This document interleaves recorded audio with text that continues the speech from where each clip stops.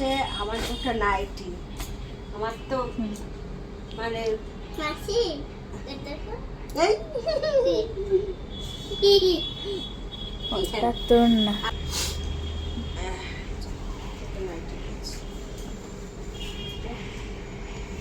আমার সারাদিনে 4-5টা নাইটি মানে চেঞ্জ করি, তার জন্য আমার নাইটির অনেক লাগে। এই যে, ঠিক আছে, ভালো হয়েছে।